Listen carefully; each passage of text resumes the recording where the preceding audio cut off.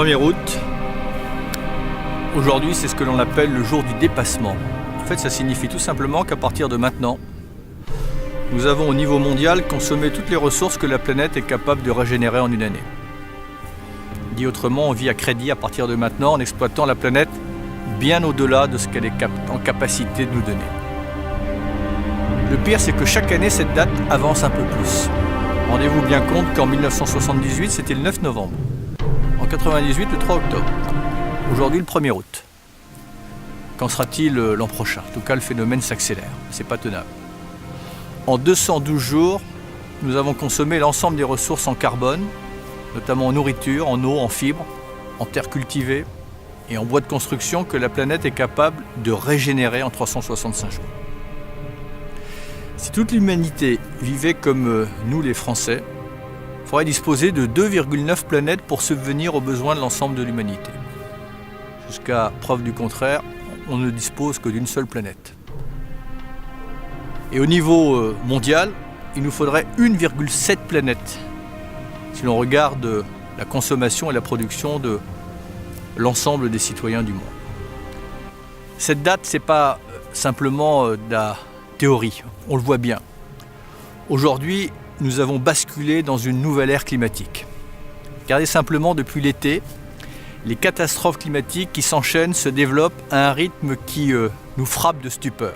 Inondations, canicules et à nouveau inondations au Japon, feux de forêt en Suède, dans un pays qui jusqu'à présent avait été épargné par ce type de phénomène. Canicule en Europe, aux États-Unis, record absolu vendredi dernier à Lille avec 38,6 degrés de température. Voilà la réalité de notre modèle de développement.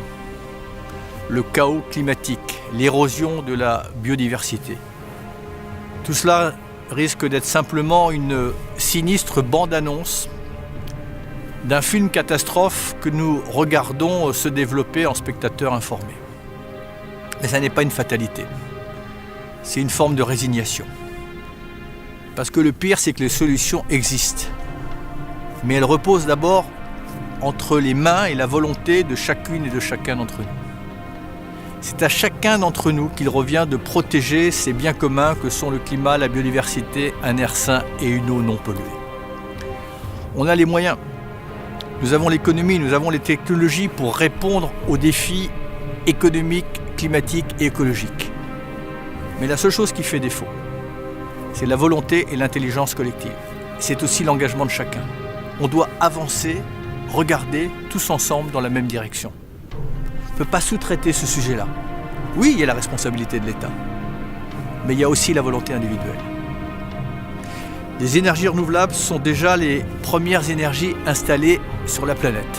L'agriculture biologique et l'agroécologie sont en train de faire la démonstration qu'elles peuvent nourrir le monde tout en protégeant la biodiversité et sans aggraver les dérèglements climatiques. Les produits chimiques appartiennent comme les énergies fossiles, comme le plastique au XXe siècle. En bref, on sait faire autrement. Cette mobilisation, elle n'est possible que si toutes les entreprises, si tous les territoires, si tous les citoyens jouent le jeu. Où que vous soyez, qui que vous soyez, vous avez entre les mains des solutions et nous sommes là pour les accompagner. La mobilisation, elle doit non seulement se poursuivre, mais elle doit s'amplifier. Et nous avons besoin, j'ai besoin, la planète, nos enfants ont besoin de cette mobilisation autour de la démarche #MoveTheDate. Tout simplement, il faut faire reculer cette date tous ensemble. Voilà, c'est le moment ou jamais de dire stop, de prendre les choses en main et de décider de notre avenir collectivement.